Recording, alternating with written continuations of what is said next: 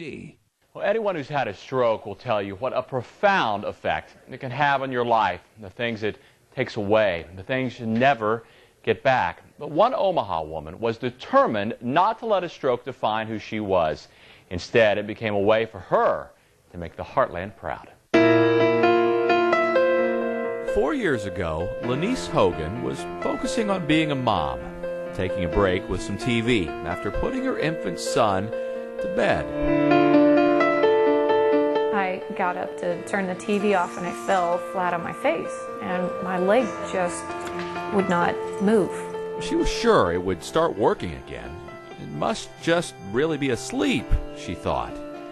But after falling to the floor, after calling her husband into the room, her confusion quickly became panic.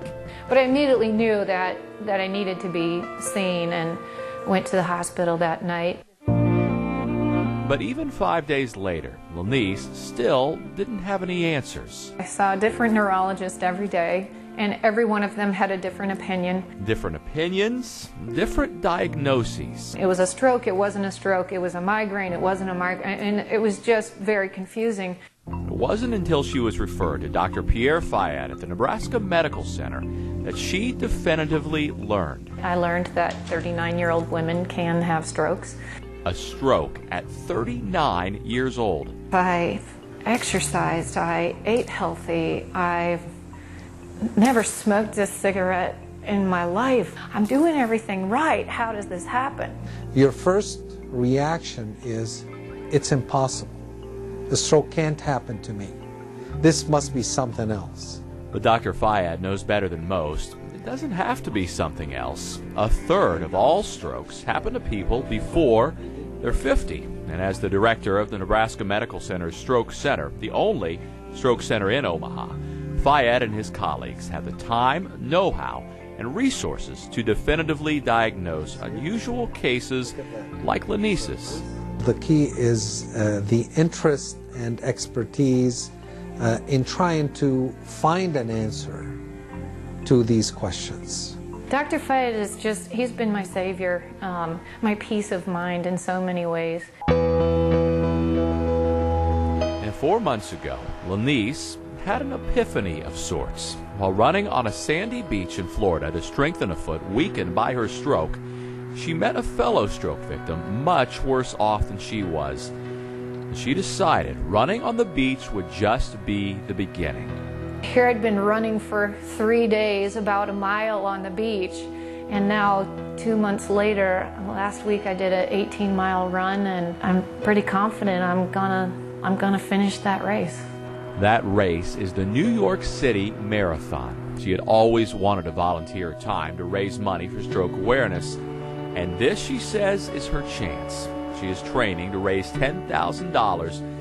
A woman who has never run a marathon in her life just started training a few months ago, now learning exactly what she and other stroke victims are capable of.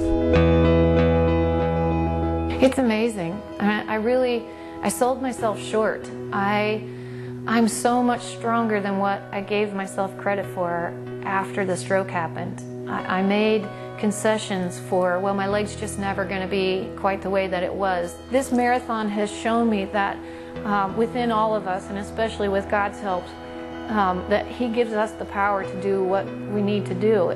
That's what we need, more of examples like her. Instead of taking that as a negative, that I had a stroke at 36, how could it happen to me? Rather, turn it around and say, well, what can I do about it to help others? And that's the bottom line. It's a privilege. That's how I feel. It's a privilege that I'm still able to perform in this way. I have a lot of angels. And Dr. Fayad says that statistics show getting to a stroke center quickly can be extremely beneficial for a stroke victim. And he says people who have diabetes, high cholesterol, heart disease, or hypertension need to know the signs. We're talking about things like sudden weakness or numbness on one side of the body, sudden loss of vision, loss of speech or ability to understand it, slurred speech, loss of balance, or the worst headache of your life. If you'd like to donate to Lanice's cause, log on to firstgiving.com/Lanice Hogan. And if you know someone making the Heartland proud, give me a call at 554-4282. You can also send me an email to twilson@kptm.com.